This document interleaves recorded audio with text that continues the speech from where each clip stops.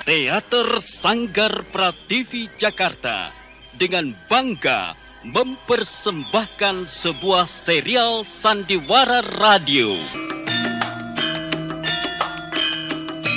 Bukan hal yang mudah membangun negeri ini. Tetapi orang besar adalah orang yang mampu melihat keruntuhan dari apa yang dibangunnya dan mendirikannya kembali di atas puing-puing reruntuhannya.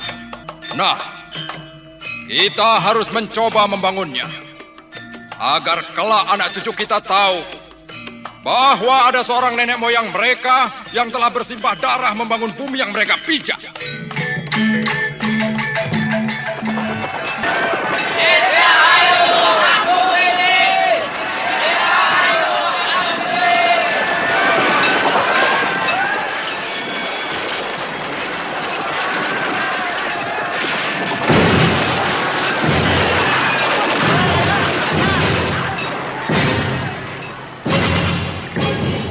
Tanah Semenanjung.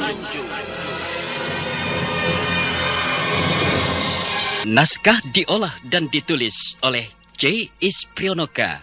Teknik dan montase Edwin Sutandi. Sutradara C. Isprionoka. Dalam episode Bulan Bundar, Tak Lagi Bundar.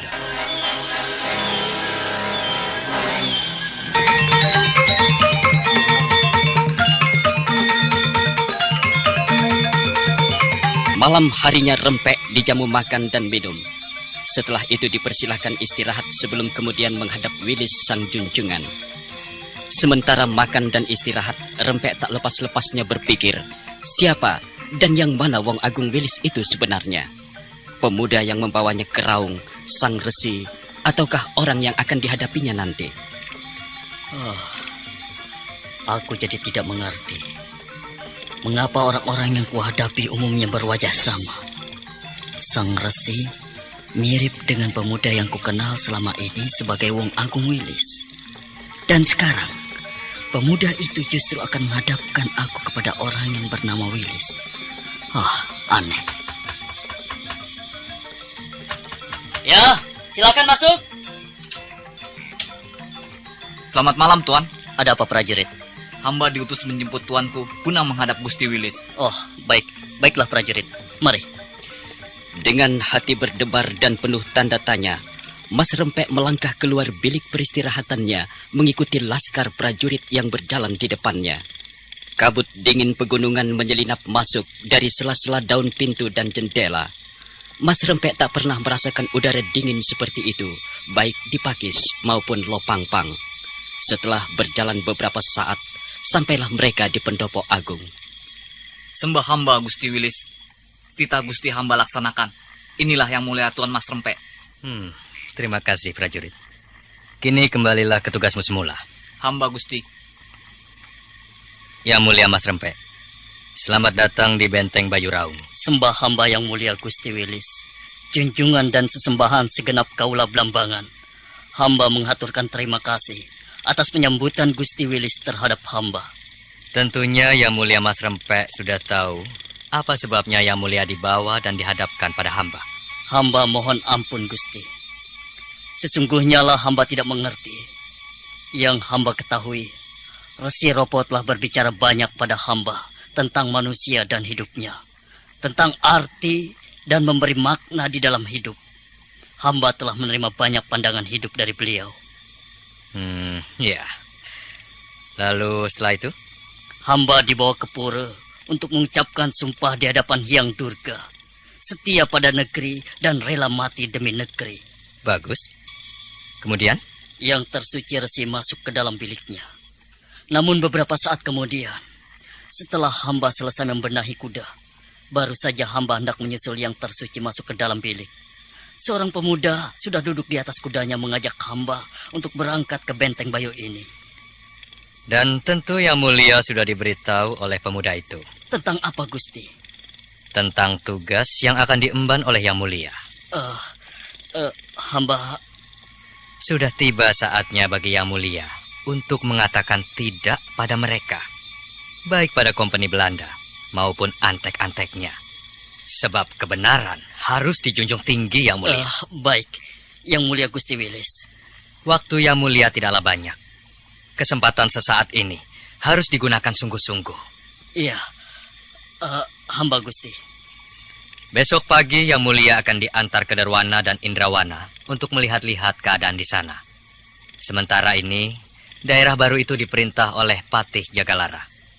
Tapi pada saatnya nanti, bila sudah jatuh temponya, Yang Mulialah yang akan menjabat sebagai kepala pemerintahan di sana, dan Patih Jagalara sebagai wakil Yang Mulia.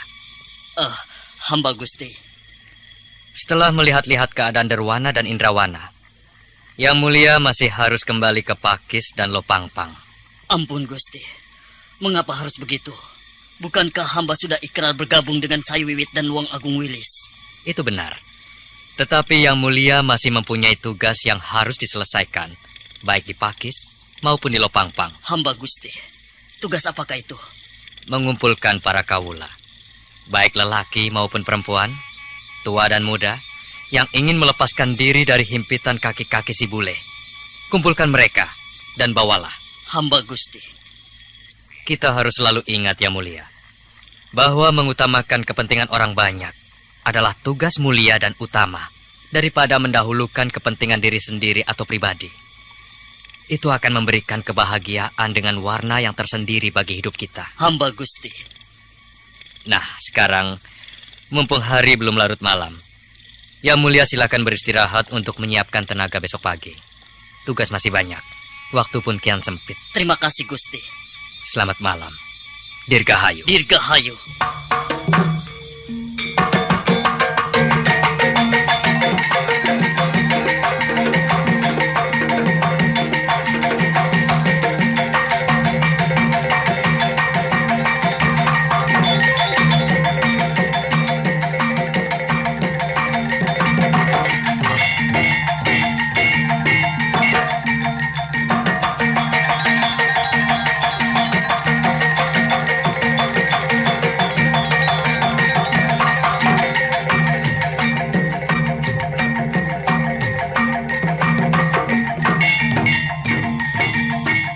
Mas Rempek kembali ke bilik peristirahatannya.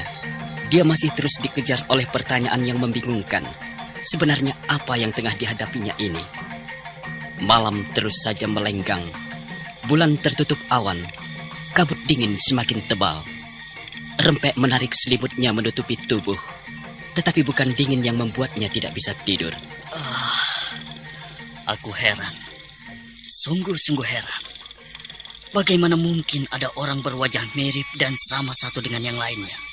Pemuda yang membawaku berkuda dengan lincah dan cekatan kemari itu, ku kenal sebagai Wong Agung Wilis.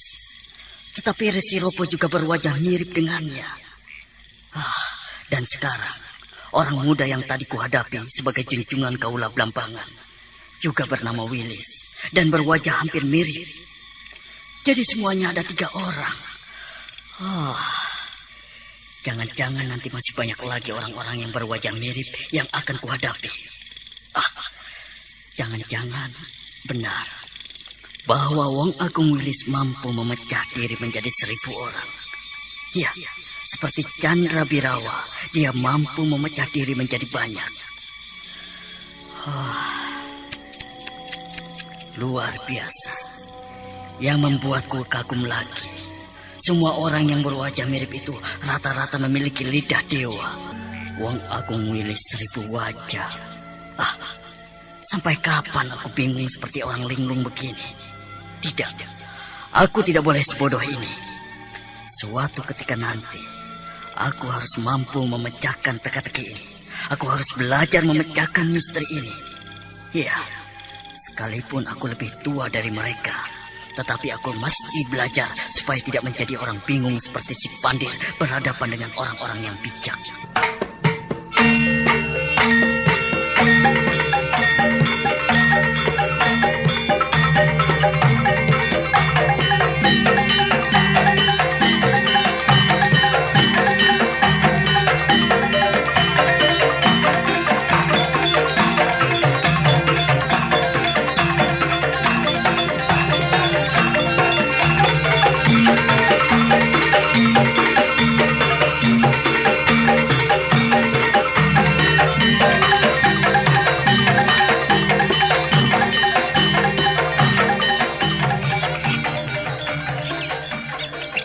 pagi Yang Mulia Mas Rempek.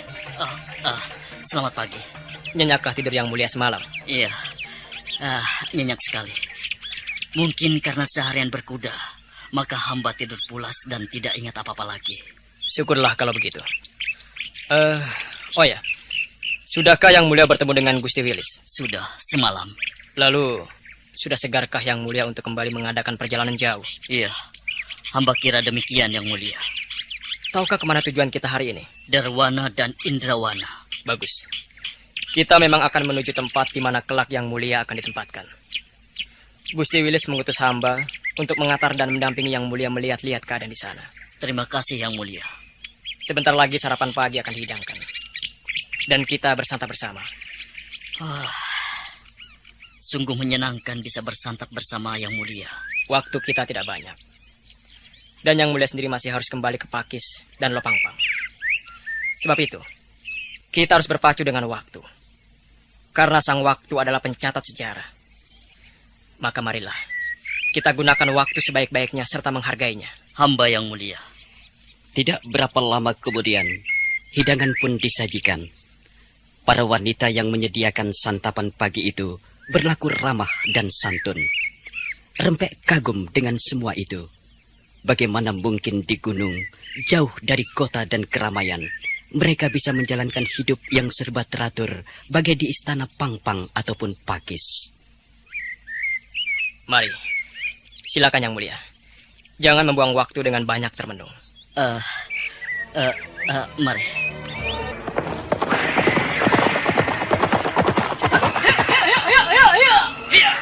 Rempek tetap tidak bisa menandingi cara pemuda di depannya menunggang kuda. Ia selalu tertinggal di belakang.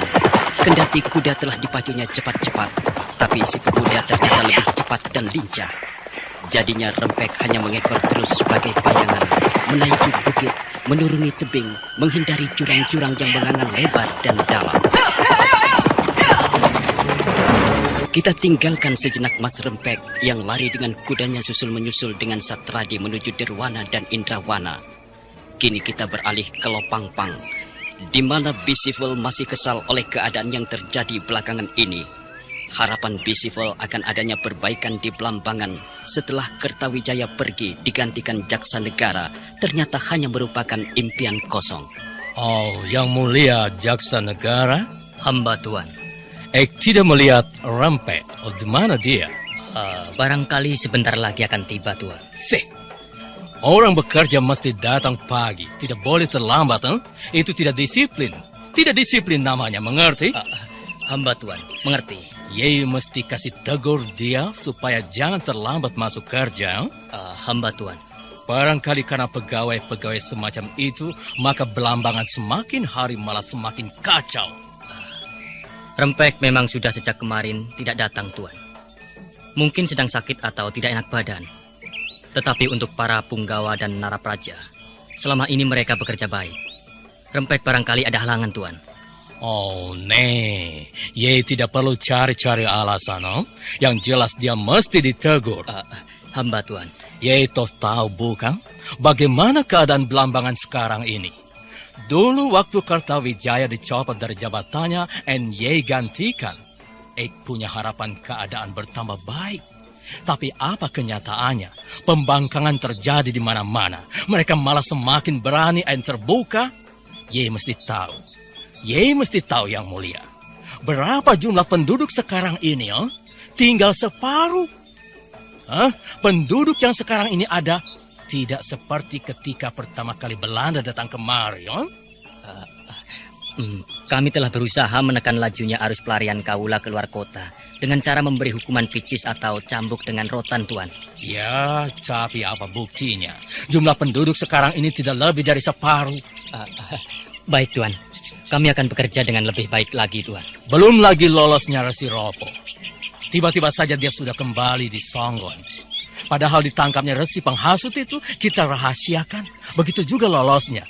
Tapi apa yang kita lihat di tengah para kaula, mereka semua membicarakannya, mereka mengagungkannya seolah-olah Resi Jahanam itu penyelamat seluruh kaula Belambangan, Kita sulit buat menangkapnya kembali, Tuan.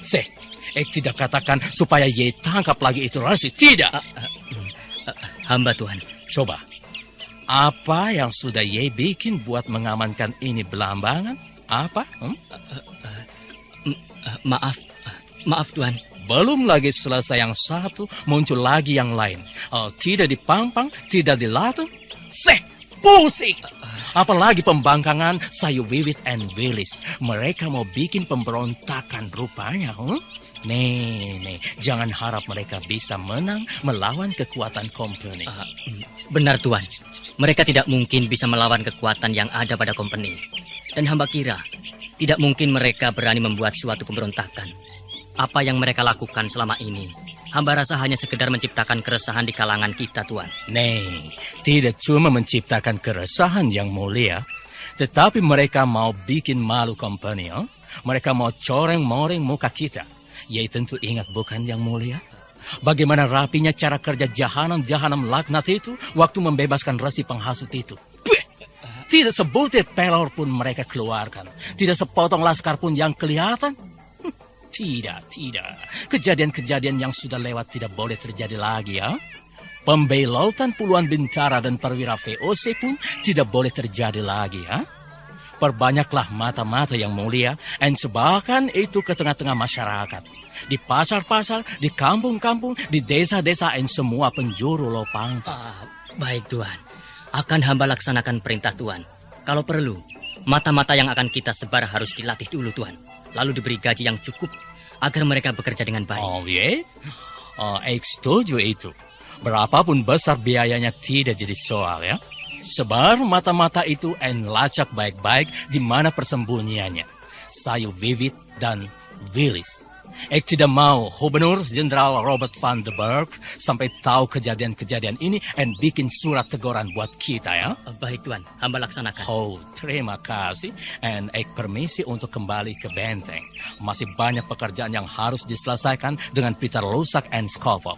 Terutama tentang penangkapan Sayu Wiwit dan Willis. Baiklah, permisi dan selamat bekerja yang mulia. Terima kasih Tuan, silakan. Benar apa yang dikatakan Piusevo, bahwa peristiwa-peristiwa yang lalu jangan sampai terjadi lagi. Perang yang pernah dicanangkan Wong Agung Willis tidak boleh terjadi lagi. Dan untuk itu, aku harus semakin waspada terhadap perkembangan-perkembangan yang ada, agar bila terjadi sesuatu, aku bisa lebih dulu menekannya supaya tidak menjadi besar lagi. Rempek, Mas Rempek, ya. Dia sebenarnya wakilku sebagai kepala pemerintahan di Lopangpang ini.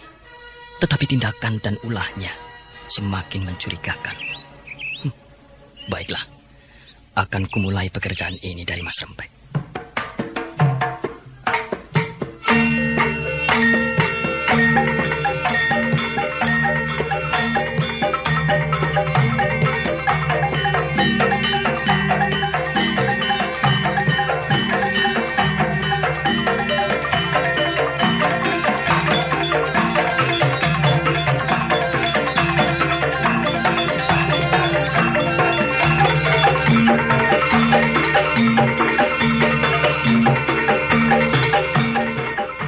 Visivel marah-marah dan jaksa negara hanya bisa diam tertunduk.